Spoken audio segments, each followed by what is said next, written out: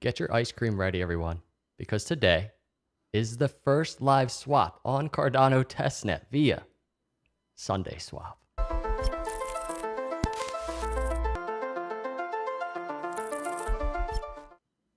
What is up, everyone? Welcome to Crypto Capital Venture. Hit the like, hit the subscribe. Actually, smash the like so many times. Cardano price is up right now. I'm not trying to jinx it. As we're doing this historic event, and with me today, I have my friend Pi from SundaeSwap. What is up, Pi?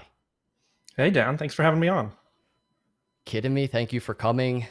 So grateful, to be able to to do this with you. It's extremely exciting. If I'm sure there's a ton of ADA holders out there, very excited as well. You're going to be doing some, pretty cool stuff. We have a little teaser on the screen. So just kind of want to start before we kind of get into this stuff. Just talk to you a little bit, SundaeSwap. I have some questions. I know the community has some questions.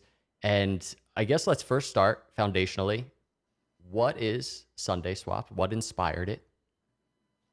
Sure. Yeah. So SundaeSwap is looking to be the premier decentralized exchange on the Cardano blockchain. And so what that means, if you're new to crypto or new to DeFi, decentralized finance, is we are looking to be the New York Stock Exchange or the Robinhood of crypto, specifically on the Cardano blockchain. And that will allow you to fundamentally swap different tokens that you might have for each other. So in the same way that you might swap and acquire assets on something like Uniswap or Binance or Coinbase, same thing on SundaeSwap. The difference between us and something like Coinbase is that we are decentralized. That means that kind of once we build it and once we launch it, there's no controlling entity. It is governed by the community. And there's no kind of central piece that can fail and cause the service to go down. The protocol just kind of exists out there in the wild, kind of similar to how Bitcoin or Ethereum or Cardano just exists and nobody can really fundamentally disrupt it. Cool. So it's going to be extremely pivotal and foundational to everything that's kind of going on in the DeFi space and, just the entire new Cardano ecosystem that's kind of upon us. Weeks upon us, right? Yeah, and that's the hope. When you think about all of these exciting projects that are going to launch and are going to have their own token, you need a way to get that token, right? And the DEX is going to be kind of the go-to place to do that. Cool. And so we're hoping that it's the SundaeSwap DEX that most people choose to go to get their tokens.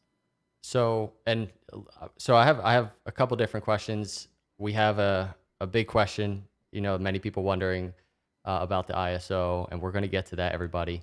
But something personally I've just been curious of. I really wanted to ask, what inspired the Sunday brand and the whole branding of, SundaeSwap and everything that you've put together, the story that's being told? Yeah, so that comes down to our two co-founders, Artem and Mateen. They're both students at Boston University, and they met in September of last year. And a couple months kind of after they met, and they were kind of really getting to know each other, they got really into PancakeSwap, and they got really excited about the idea of DeFi. And so they said, how crazy would it be for us to make a protocol? And then they learned about Cardano, and they're like, we're right on the cusp of this space, right? Sometime next year, Cardano is going to launch smart contracts and it's going to need a DEX. We're kind of perfectly timed to do that. So they put together an initial technical team and started kind of evaluating that. They started building a community, started building Twitter followers, and really the Twitter following exploded. And there was a point where Mateen said to Artem, he's like, we got to do this for real, right? This is this isn't just us kind of theorizing anymore. This is real. People want this, and so they kind of let go the previous team and tried to find some kind of level up that technical talent. And that's how they found me. And then shortly after, we found our CTO Matt, and then we just started building a team. And in some respects, we were kind of late to the space in that we launched our Twitter in very late April, right? Just after the submissions for Catalyst Fund 4 closed, and or Fund 5 closed, and there were several other dexes who had already kind of started to build out. I remember, um, uh, yeah, and so really what we want to show today is how we have really accelerated our development and kind of caught up and in some respects leapfrogged some of our competition. Cool. Yeah, I can definitely appreciate that. I love how they came up with this idea, this vision. They put it out there lightly, and it seems like the community kind of showered this little seed into the Sunday swap we know. And I think, I've seen some, big brands grow that way. Yeah, Um, and for me personally, so I found crypto back in 2009. The Bitcoin white paper got slash dotted, which was a kind of technical news site back then. mhm. I kind of was in and out of crypto for several years. Um, you know, got really excited about Ethereum, but didn't kind of buy into it. And then when Cardano came along, it was really the third project that had made me feel the same way that Bitcoin and Ethereum had. Mhm. And it just became obvious that IOG was doing a lot of really good things. And so since 2017, I've been looking for passively looking for a way to get involved in the Cardano ecosystem. And I'm not an entrepreneur. I don't know how to go and build a community. So when Mateen and Artem came to me and they were like, here, we have this community, we don't have a product. Mhm. As a software developer of depending on how you count it, 15 or 20 years, I said, I know how to build a product. You've already solved the problem that I didn't know how to do. So it was just it was a really good fit. That's awesome.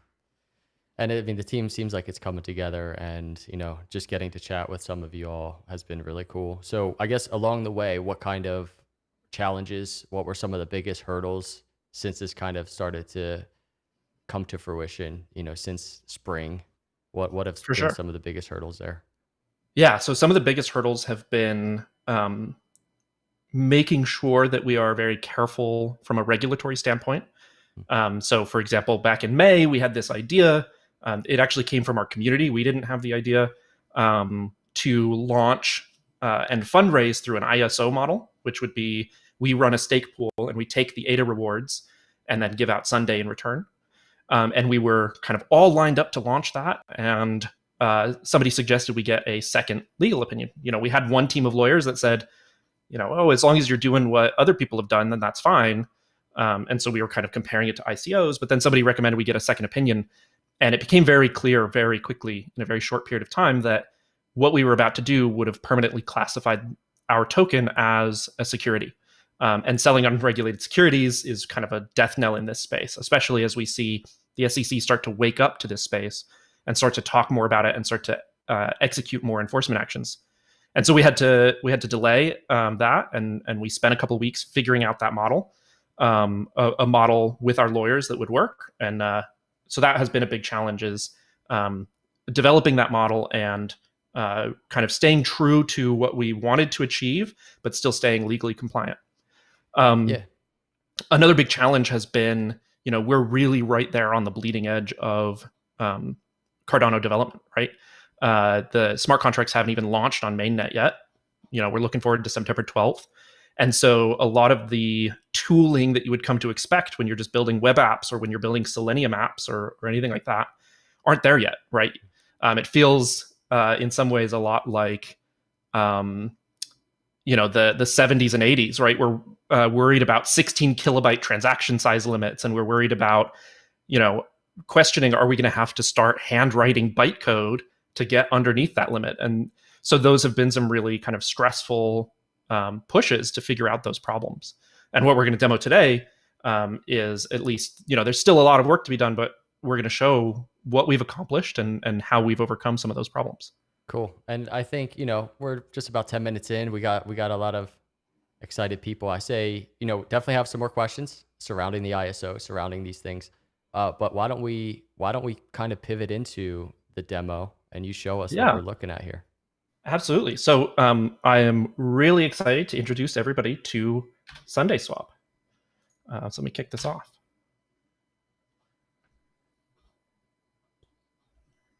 Loving it. Hit the like button, everybody, for Sunday Swap right now. This is Yeah, one of the things that's been absolutely really brilliant is our branding team. Yeah. So and shout out to my shirt. So That's, you know what? The shirt is so on point, especially for this live stream. So I wanted to actually tell you that at the beginning and just got kind of a little sidetracked. So awesome shirt. sure. So before I launch into this, I want to explain a little bit about what you're going to see. Got it. So some of our competitors have done demos in the past, and that they've been really exciting, and a lot of really cool work there. This is going to be a little bit different. In those demos, they are either pure UI demos or they were wired up to what's called the Plutus application backend, or PAB for short. And that's kind of like a simulated local development environment that IOG has put together. What we're going to be showing today is actually running a private Alonzo testnet. So it's the same binaries or files, programs that will be running on the stake pool operator nodes when we hit the hard fork. And so this has a lot more of the kind of real world considerations. Like, for example, the simulation environment doesn't check your transaction sizes. Whereas this, if your transaction size is too big, then it gets rejected. And there's going to be some things in this UI that aren't wired up to real data yet, and some things that are. And so we tried to make that really clear because we don't want to kind of give the impression that we don't want to lie to you. So I'm going to click continue. This is our current version of the homepage. This is one of those things that's not wired up to real data. And if I go over here, this is a thing that is wired up to real data. So this is the kind of sample pools that we created in advance for this demo. And these are funds that are locked in on the blockchain, right? Mm-hmm. And so we have a raspberry strawberry pool, we have a fudge and sprinkles pool, and we have a chocolate and vanilla pool. So what I'm going to do today is let's just create a new pool. So I'm going to create a pool. I'm going to select some CCV tokens and some DAN tokens. And we're just going to deposit all of our liquidity into that. And so if you're not familiar with what this is doing, this is kind of following in the footsteps of something like Uniswap or SushiSwap or PancakeSwap. And we create a pair of tokens. And what this allows people to do is leverage the fact that we have both of them to swap one for the other, right? So somebody can come along and deposit, which is what you'll be doing in a second, deposit CCV tokens and withdraw DAN tokens. Or vice versa, somebody could deposit DAN tokens and withdraw CCV tokens.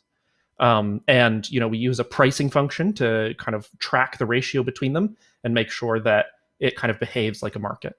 So I'm going to go ahead and add liquidity. Can we just talk about that for a second? Everyone, yeah, sure. Look at that. That is so sick to me. I don't know. Like, I feel like I don't think I'm the only one. Just been waiting just forever to get like this type of functionality that we've been waiting for, with the advent of smart contracts coming. And like, it's literally on the screen right now and it looks so cool. And so what just happened is we built the transaction that kind of spent those funds, that pair of tokens, into kind of a locked smart contract. And it's now locked by a smart contract that will only allow exchanges at kind of the set ratio. So now why don't I hand it off to you, and we've set up a wallet on your end to execute the first swap. Let's do it. Let's make it happen. Oh, that's a bit bright though. Like, why don't you switch to dark mode? Switch to dark mode, huh? Everybody want to see dark mode? Boom. Awesome. I really like the dark mode. It's really nice. We like it too. Cool. Cool. So why don't you go ahead and head over to the swap page. Okay. Man. So this is the swap page, and we've kind of pre-configured you with a wallet that is holding. Now, we're not integrating with any of the kind of wallets right now. We're still waiting for kind of the DApp bridge to be ready, kind of like MetaMask or something like that. We anticipate that there will be a couple of wallets that we can integrate with, maybe Yoroi, Nami, Giro wallet, perhaps. We haven't finalized which ones we're going to be able to integrate with on launch, but for the purposes of the demo, we've created kind of our own, dummy wallet that hard codes in some things, and it's not a great UX, but it still allows you to access those funds and sign those transactions like you would need to do. So we've set you up with some ADA. So if you click on select, you can see what your balance is. And so we gave you some CCV tokens because you said you wanted to get some Dan tokens. I need some Dan tokens. I'm bullish on Dan. I'm bullish on Dan too. Sounded so cheesy. Okay. So CCV. So I can like start kind of swapping however I want to. Yeah. So Max. you'd need to pick a token that you wanted to swap it to. Right now there's only one token, but you could imagine there would be a whole list of them if there were other kind of pairs created. That's so cool. So 50. Sure. Do max. Do 146 Dan coin. Yeah. And then swap. Yeah, go ahead and swap. Here we go.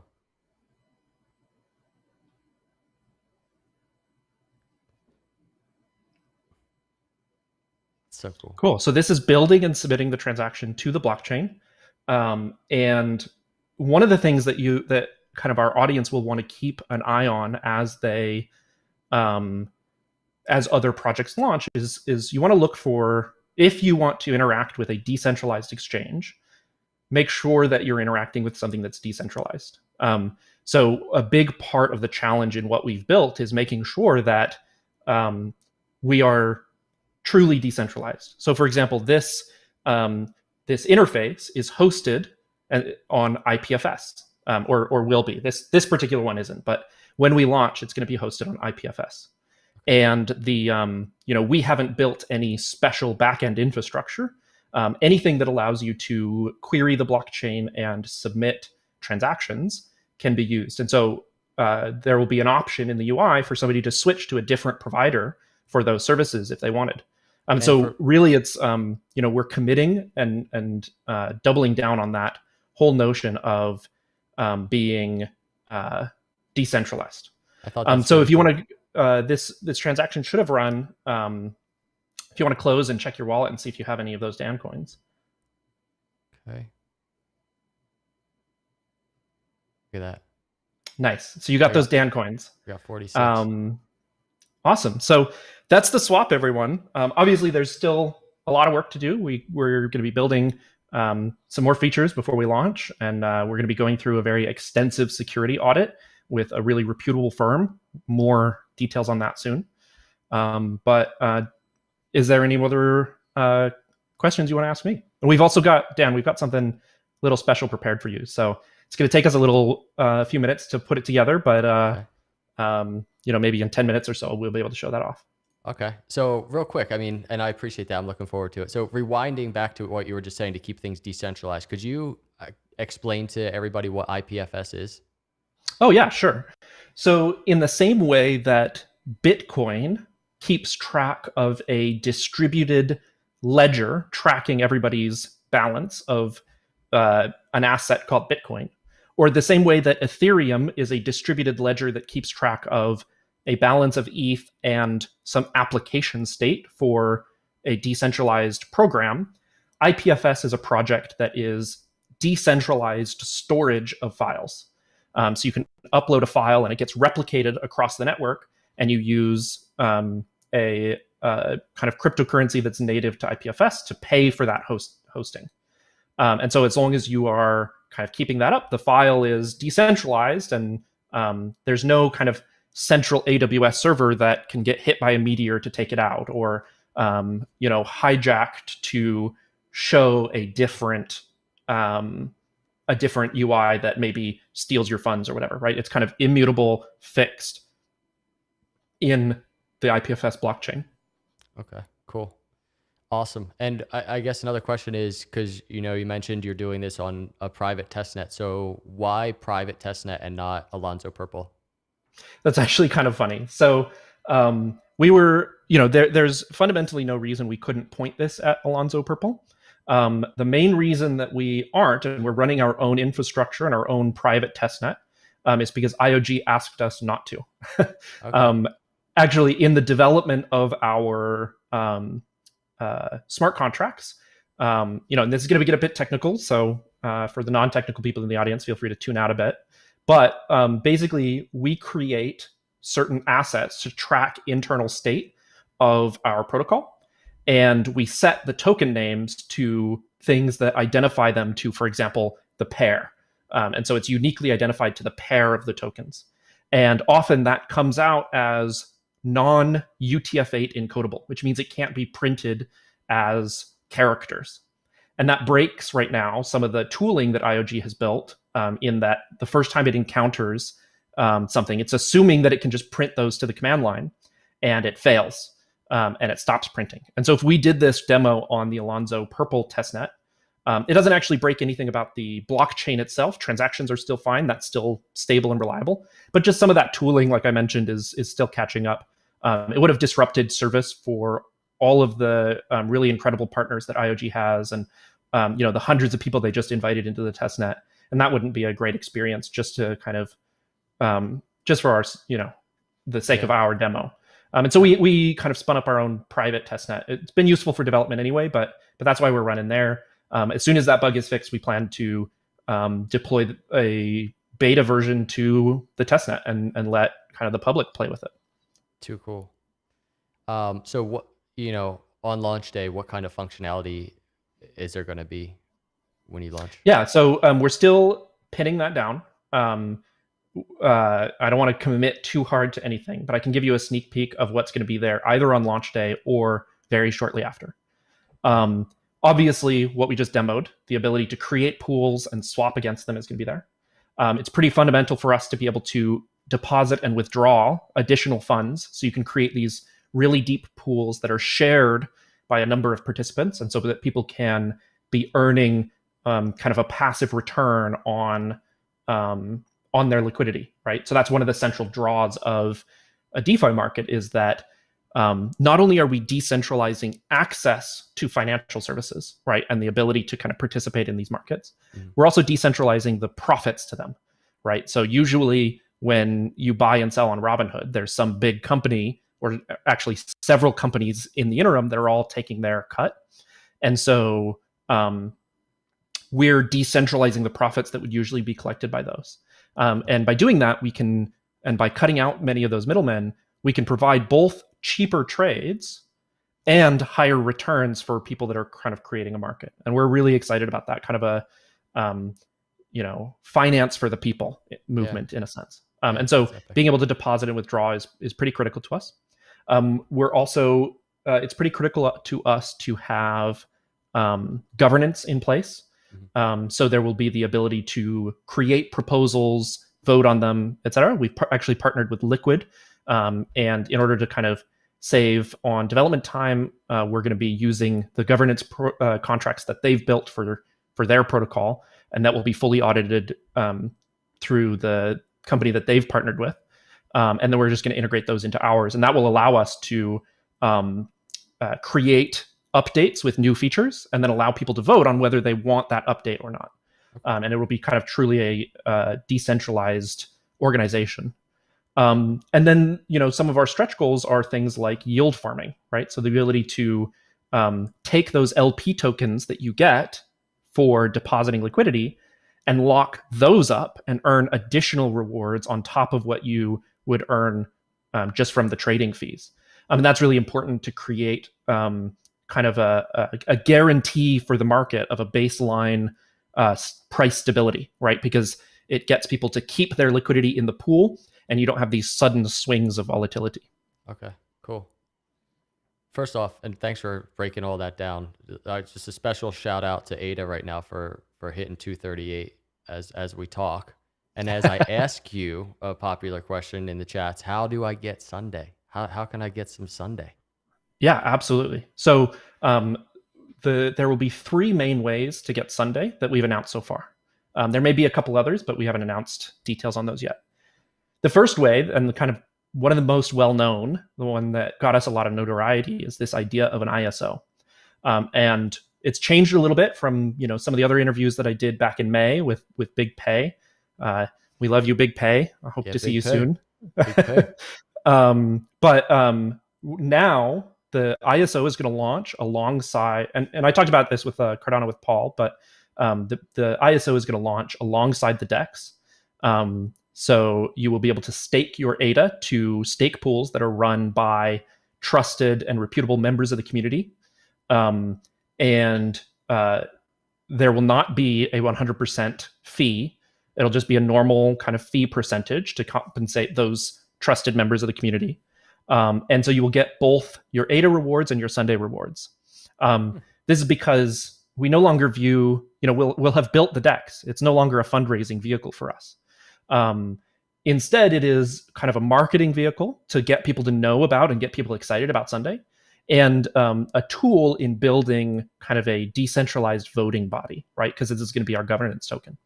And so we're going to be launching that token once there is a DEX to use it on, meaning it will be, it will have utility from day one. It will have things that you can use it for from day one, and it won't depend on kind of somebody delivering some product in the future. And we're going to be giving out 5% of the total supply, 1% per epoch. So it'll run 5 epochs. And then we haven't announced the exact details of how we're going to calculate people's rewards, because we want to layer in some whale control to make sure that, like I said, it gets distributed evenly among as many people as possible. And we haven't finalized the details on that, and we don't want to announce it too far in advance, because then people can try and game the system. Cool. So that's the question. That's the ultimate question. I mean, it's just like flying through the chats. When is the ISO? Yeah, so that'll be when we launch the DEX, which, I give this disclaimer every time, and people still try to hold me to hard dates, but, that's going to depend on our audit. It's going to depend on if we have to make any major changes. But right now, it's looking like that's going to be mid-October. And so, I try to strike this balance between giving you as much information as we have and, giving you information that might change. So I would really appreciate some understanding if that does change. But, we're feeling pretty good about that right now. To go back to your question, I just got very bright. Okay. To go back to your question, you're in the spotlight. So that's one way to get Sunday. Another way to get Sunday that is going to be a little bit more lucrative for exactly how much more lucrative we don't know, because it's going to depend on market factors, but is providing liquidity to the DEX, right? So in the demo, I took some pair of assets and I deposited it, and I'm providing a service so that other people can swap those tokens. And in return for that, I'm going to get rewarded, right? And so we're going to be distributing a portion of Sunday rewards out to people who are providing liquidity. And then the third way that we have announced is to be able to buy it on the DEX itself, right? So there'll be pairs for Sunday to ADA and Sunday to some other tokens potentially. And so you just swap and get the ADA. Okay. Or get the Sunday, sorry. So a few different methods in accumulating a Sunday. Absolutely. And sounds like coming soon as well on pretty short term. So last question I have for you, I guess, because, there's so much going on. What's going to differentiate SundaeSwap from, all the competition out there? So it's a little hard to say because nobody's launched yet, and everybody's being kind of a little tight-lipped about their plans. We do have some interesting plans, some of which I can't talk about today, and some of which I can kind of tease. One of them is going to be our partnerships that we've established to bring lots of liquidity day one to the DEX. And for those who kind of aren't familiar with the space, liquidity brings with it capital efficiency, meaning that you will be able to swap tokens with less slippage, which means that your trade will execute closer to the true market price and closer to what you intended to trade it at, rather than if you have a large amount to trade, it kind of slipping before your trade executes. And so that will differentiate us. We found some other ways in the design of our protocol that I won't go into detail on to reduce that slippage even further. We are thinking about some really novel liquidity farming mechanisms. So being able to compound that yield and some alternative sources of income for people who are providing liquidity. So we think that will be really attractive to people. We're really also doubling down on this ecosystem of integrating with other products. So we've announced partnerships with Liquid and Indigo. There's a few others in the works. So we're really trying to create this rich, interconnected Cardano ecosystem that benefits everyone. Cool. And so we think that will differentiate us. There's a few others that I won't necessarily go into right now, but keep your eye out. Yeah, so this was a question. I'm glad you just answered that. How do you provide liquidity? So thank you for that. Here's another one I thought might be kind of good to bring up. How's the transaction fees compared to Ethereum network? Yeah, so that's one of the things that makes Cardano very unique, right? So this question can be broken up into two parts, right? Because whenever you swap on something like Uniswap, you're actually paying two different fees. You're paying the transaction fees to get the Ethereum network to process your transaction, and you're paying the swap fees to get Uniswap to allow you to use their service. And that Uniswap fee is what gets paid to the liquidity providers, and the gas fee, the Ethereum fee, is what gets paid to the miners over on the Ethereum chain.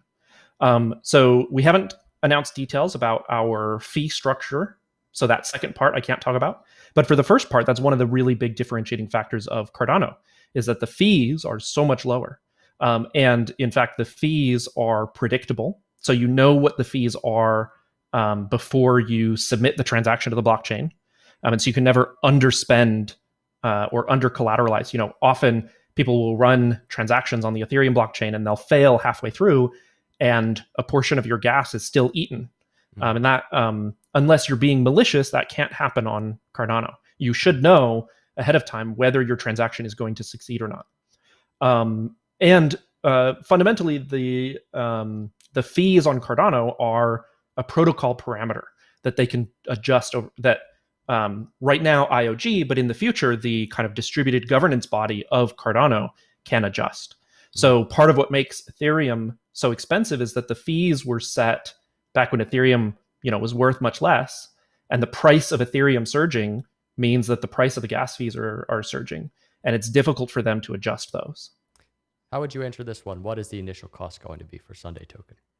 I would answer, and I can't go into a lot of details on this, that the market will decide. I like it. We can't set a price for the token. That's one of the things that's dangerous and a big no-no from the SEC. 100%. Cool. And thanks for clearing that up, because it's probably, besides all the other top two questions, it's probably the most asked question. So yeah, I think Absolutely. I think we covered a lot there. So I truly appreciate you breaking all of that down, and I know there's more to come. So everybody, make sure you're following closely, SundaeSwap on Twitter. Dan, can I ask you a couple questions? Sure. Absolutely. Can I get your honest reactions to what you just saw? What did you think? I'm excited. I don't know what else to say. So it's very, personal to me, because going back, especially to last summer, I started really getting excited about Cardano, what's being built, after really getting, just doing some due diligence. My buddy Ed out there, he kind of really got me on the Cardano train. And, ever since, I've just been focused on, not only from an investment standpoint, focusing on the opportunity, but just building it there. I'm an entrepreneur at heart, and I just have a mind that always wants to do new things, try new things, and just having Cardano blockchain kind of acting as this platform, and it's really starting to come into fruition now, where I can kind of do that, right? Experiment my ideas, and everybody out there has the opportunity to do that. As I'm meeting up, say, with my buddy Ed, right, over the last year, we're talking about, man, what kind of DEX are we going to be using one day? Because that's coming, right? And we're talking months ago, we're talking about that. Probably even before SundaeSwap was even a thing. And now I'm sitting here and I'm looking at it, and it's just like, it's everything kind of that I envisioned and better. I love the branding. The minimalistic feel from a design perspective is beautiful to me. I like that. And yeah, it's just, I like it. Awesome. I'm really glad to hear that. We were really excited. We're big fans of your work, so we were really excited that you agreed to have us on the air for this. 100%. And we wanted to do something really special for you. And so what I've had our graphic designer doing kind of in the background is it's going to take a few more minutes to render or I see him typing, so maybe he has it now. But we've made you an NFT to kind of commemorate this first swap. So I sent you earlier a draft of that. You want to pull that up, and Sure. then we'll send you that once it finishes rendering. Cool. Let me get it. Let me grab it. Trying to grab it, everybody. It's not letting me bring it onto the screen. Bear with me. Here, you know what? I'm really glad the demo gods today decided that this is what was going to go wrong and not my demo. Oh, this is nothing. Yeah. Here we go. There it is. Yeah. So we've created this NFT for you. We're going to be minting it and using the Nami wallet and sending it to you. And That's ridiculous. the thing that's taken kind of a few minutes to render is, if you notice right above the first testnet swap, there's like a hash. So we took the transaction hash of the first swap you did, and we're rendering that into it. So it's very unique. And we just wanted to kind of commemorate this special moment. As far as we know, this is the first public demo of like substantial, DApp smart contracts on a Cardano blockchain. And that's the thing. Like, I mean, this is pretty, because I put it in the title. I don't know if I'm like being over dramatic or I'm just like trying to put some clickbait out there, but like, it's pretty historic, right? I mean, I think it's really cool. So this is literally a moment that is being captured via NFT. And, I feel very grateful that you guys are doing that. And I just very thankful for you guys. For Absolutely. Absolutely. I'm really proud of our team for what they put together. Yeah. Well, I think, and I'm guessing it's still rendering and it's still doing all that good stuff, and it's all good. This is what it looks like. The story, lies in all those numbers just above the first testnet swap. I mean, I'm extremely excited to have that sitting in my Cardano wallet. It's pretty sick. Yeah, that'll be pretty special. Yeah. Do you have any other questions for me before we go? I don't think so. I think you covered a lot. I really, truly appreciate your transparency. I appreciate everything that you and the team over there at SundaeSwap are doing. And, looking forward to more to come. Looking forward to seeing what you continue to build. And once again, thank you for cruising by. Yeah, we're really excited too. And thank you again for having us on. Thank you to our wonderful community for tuning in and, keeping us going with your excitement. It's just been fantastic. Yeah. That's actually a great point. Thanks to everybody in the chats right now for just, watching. We're at Cardano sitting at 242. I wasn't going to talk about price a lot in this video, but listen, every time I go live, that doesn't happen. So thank you, Pi, for making it happen.